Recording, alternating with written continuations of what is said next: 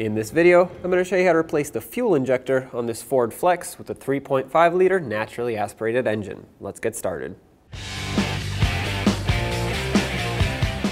If you have an engine cover, go ahead and remove it. Ours is missing, so we're going to move on to removing the intake. First, grab this hose. This goes to the coolant overflow, and just pull it aside like this. Then we have this vacuum line right here. Pull it out of the retainers over here, but be very careful because it's plastic, it's not rubber, so you don't want to snap it and break it. You'll have to replace it if you do. There we go. Now this is released from here. Now let's unplug some connectors over here. Start with this one, set it aside, and you have this line here.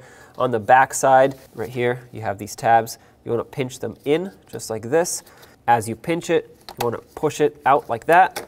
There you go. Set this aside also, but again, this is the plastic line, so don't go too far because it will break. Let's unplug the throttle body connection here.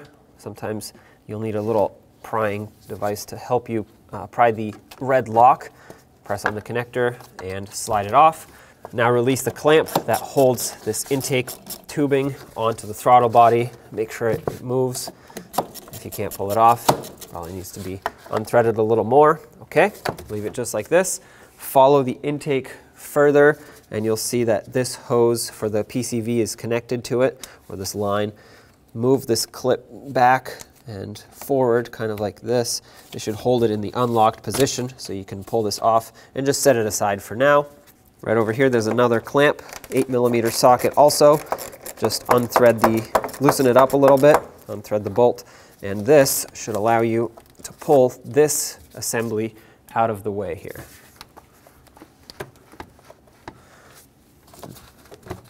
Okay, just like that. Looks like we have a hose attached over here. So I'm going to unplug it from here. This should be able to slide up now. Set this aside. Unclamp this hose, use some pliers, and twist the hose clamp this way so I can grab it.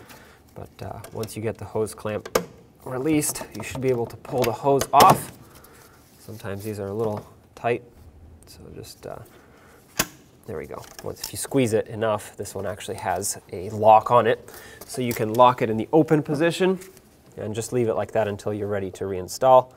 A lot of times these rubber hoses will get stuck on here, so use something to very gently pry it, give it a couple twists, and it should break free and pop off here. There we go. Set that aside over here. Make sure the clamp doesn't fall off.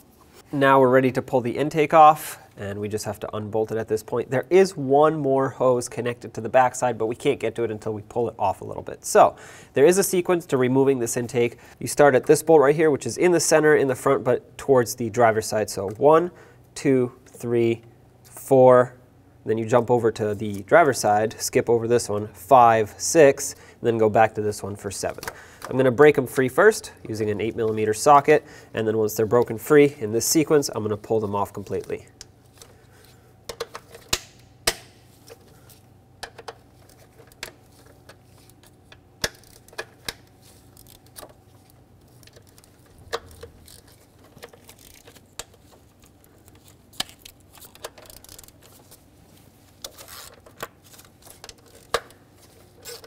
Okay, now let's remove the bolts completely. It's important to follow the sequence so that you don't potentially damage the intake. You don't want to crack it by accident. Okay, these don't come out, they stay in the intake.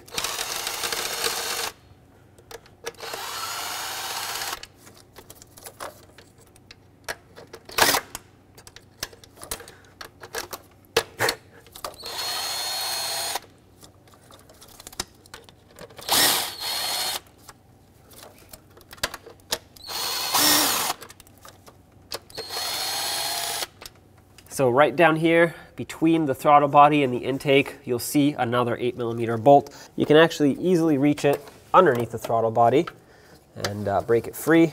We'll have to remove this one. This is the last thing holding the intake on.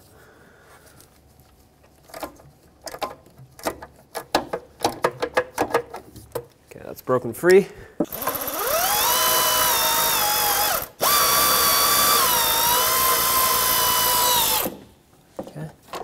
Try not to drop the bolt.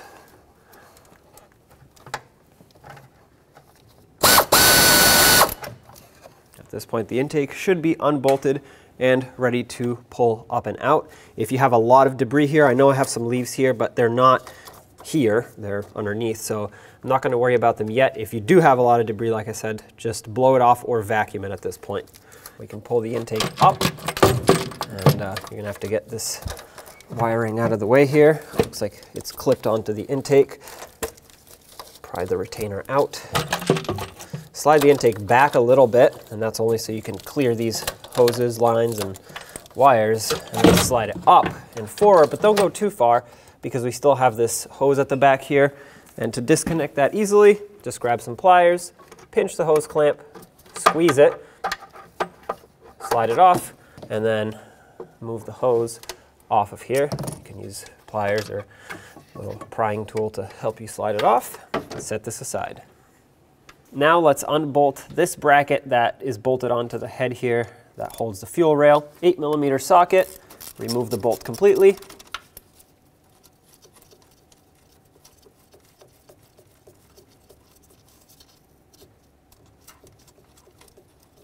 Set this aside safely. Now let's unplug the fuel injectors. These right here, right underneath the fuel rail. There's a locking clip on them. Sometimes they're a little hard to get. If you can't get them by hand because they're stuck, which a lot of times they are, you could just use some pliers and very gently pinch it and grab it, slide it up and out. Usually the pliers give you a little more leverage on the locking retainer there. But be very gentle. If you use pliers, you don't want to break the connectors. Now do the same on the back side here. There should be 3 on the front and 3 on the back.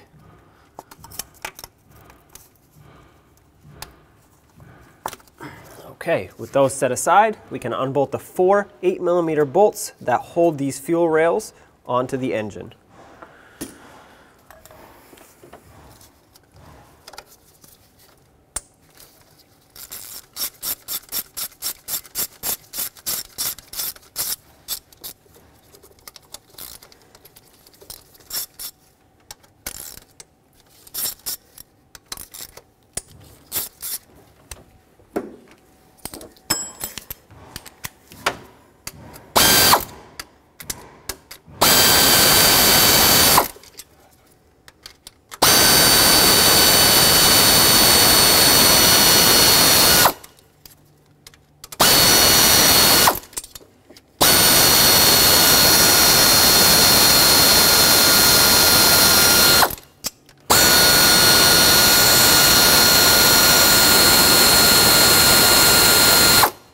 Okay, be very careful not to drop anything down here.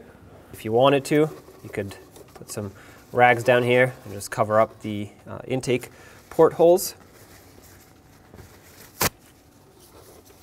Don't stuff the rag all the way down, but this will prevent debris from getting in there as we pull up the fuel rail.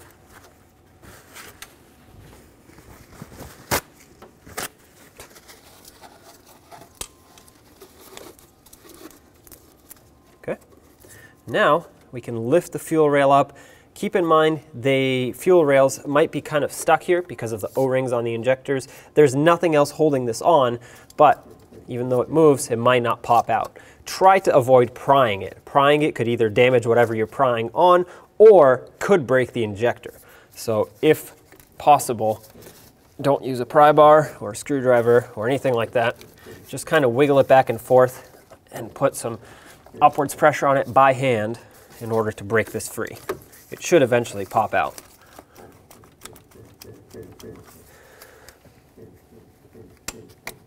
Okay.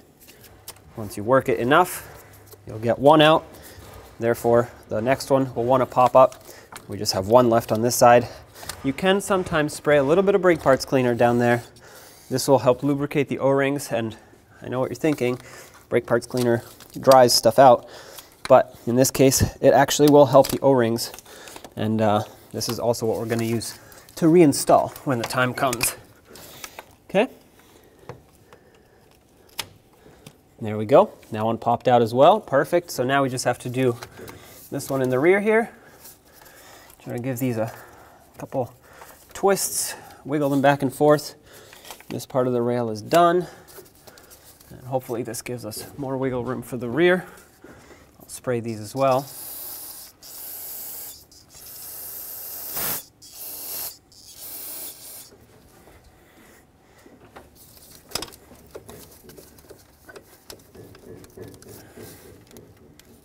Oh, this one popped out. Perfect. One more. Yeah, all right. The O-ring on that one stayed in there, but that's okay. We have new O-rings anyway. Now we just have to pull this up and out, set it aside. Can't go too far with it because this is a hard line, but there is a hose right by that bracket that we unbolted. So at this point, we can just do this with it and set it to the side. Now to replace the fuel injector, you would take a little prying tool, whether it's a screwdriver, a little pry bar, and just get this clip out of here, slide it, set it aside safely. As you pull this injector out, be careful because fuel might spill. I'm gonna put a rag under here so it doesn't drip everywhere. Give it a couple twists, wiggle it back and forth, and it should eventually pop out of the rail here.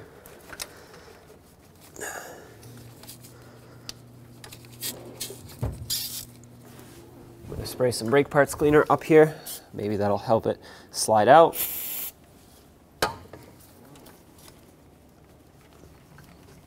Yep, there we go. Takes quite a bit of force a lot of times, so just be prepared. Now in here it's already lubricated with fuel, so take your new injector, line it up, and press it in. There we go. You should feel it seat all the way down until you can't press it anymore. That's perfect. Let's get the locking clip and lock it back in place. The locking clip actually slides right into this little groove here. So I'll make sure that's lined up and ready to go.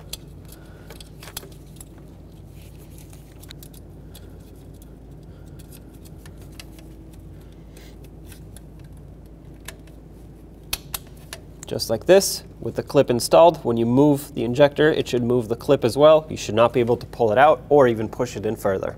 To do all the other injectors, you would do the same exact process. Now let's put the fuel rail on, line it up. As you slide it down, make sure that all the holes for the fuel injectors are clean.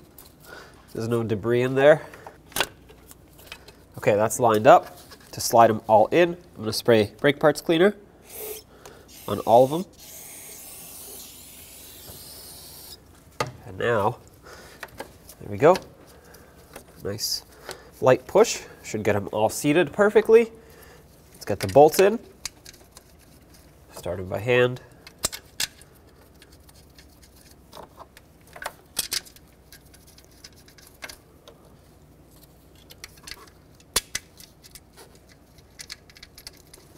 Try to hold these pretty much centered and snug these up.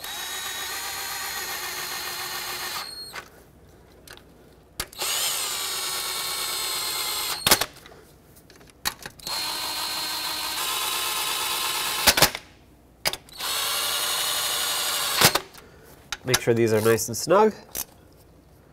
Give them about a quarter turn after they bottom out.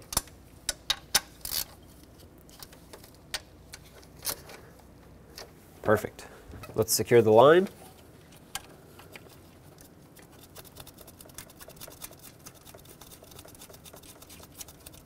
Make sure it's twisted the right way.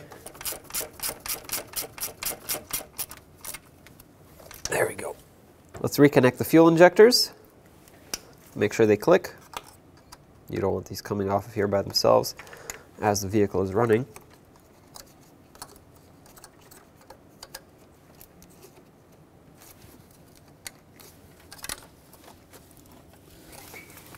Can't see anything here.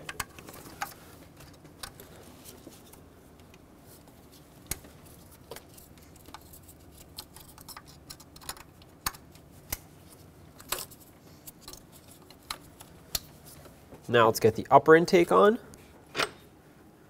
Make sure all the gaskets are still in position. Mine are. Before we completely put it on, we need to reattach this hose at the back here. It'll be a lot easier to do it now rather than after this is already in. So make sure it's bottomed out completely.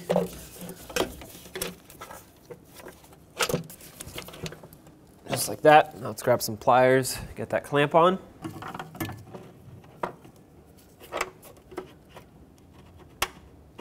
Position it right about where it was before. Now we can line up the rest of the intake with the lower intake. Make sure you don't pinch any wires or hoses in here. Get these out of the way. There we go. That lines up perfectly right there. Manually start in the bolts so that you can make sure that not only are they not cross-threading, but if they all start in, you know you're perfectly lined up, so you have nothing else to worry about. Okay, one more over here, and one more back here.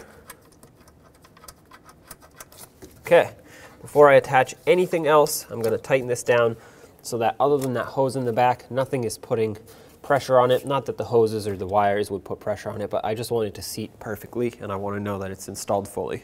I'm going to snug these down with my 8mm socket, and then the sequence for this is 1, 2, 3, 4, and then cross over 5, 6, and then back to the middle, number 7. Remember, there is one more bolt that goes underneath the throttle body all the way in the back on that bracket, but we'll worry about that later. That one is not part of the sequence. Just make them snug. I'm not torquing them yet.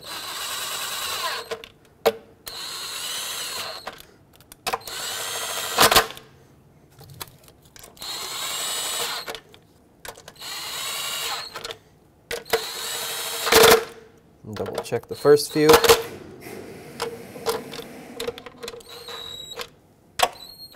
Okay, now let's torque them to 89 inch-pounds in the same sequence, and then we'll do an additional 45 degrees after the 89 inch-pounds. 89 inch-pounds is about 7.4 foot-pounds.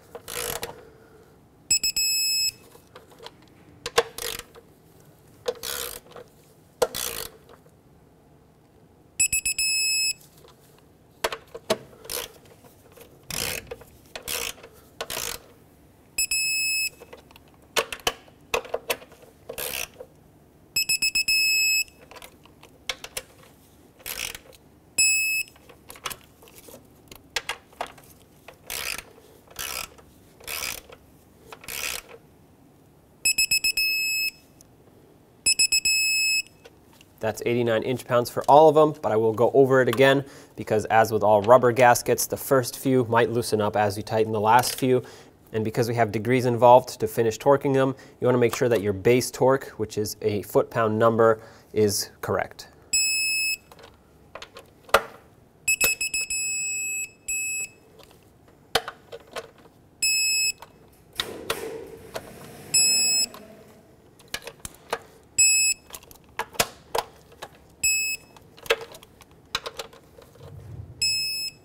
If your initial torque or the base torque is not right, once you do the degrees, the ones that are not properly tightened will be off to a different final torque.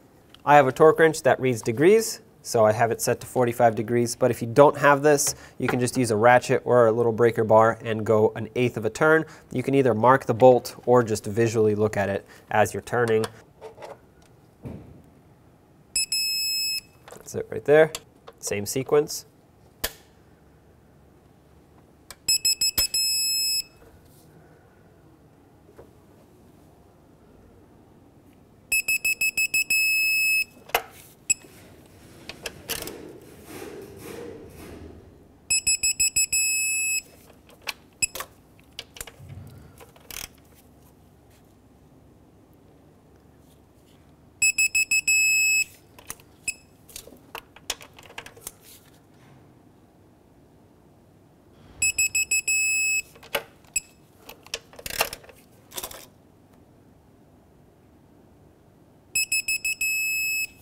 At this point, they're all torqued. You don't want to touch the bolts anymore. If you doubt yourself, you're going to have to loosen them up and start all over again. If you continue tightening or even loosening at this point, you completely ruin the procedure that we just did. And the final torque will be out of spec.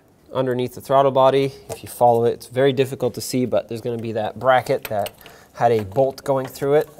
We removed it with an extension, slide that bolt in, get this started, bottomed out, and tightened down.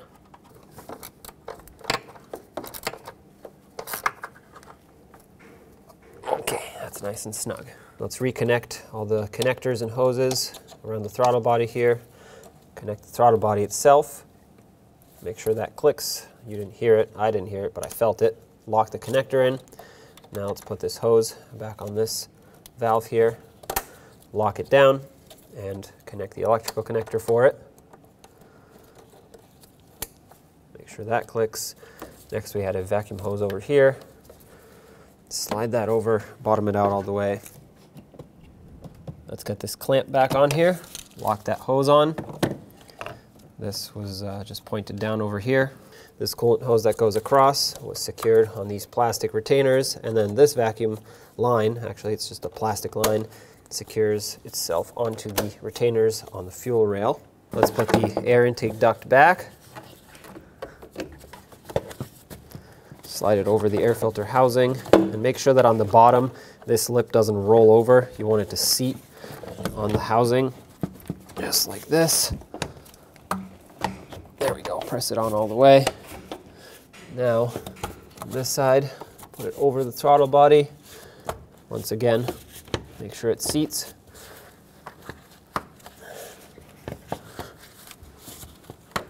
All the way around, just like this. Give it a couple spins to ensure. This hose goes back on here. This one back on here. Make sure this clicks. Now with this situated properly, let's tighten up the two hose clamps. 8mm socket. One over here. Don't make them very tight, just snug. These strip out easily, and once they do, you have to replace it with a new one. Just like that. Perfect. Now if you had an engine cover, you'd put it back on. It goes onto these grommets here, but ours is missing, so we don't have anything to put back on. When only the best will do, demand TRQ. The only company that lets you view before you do.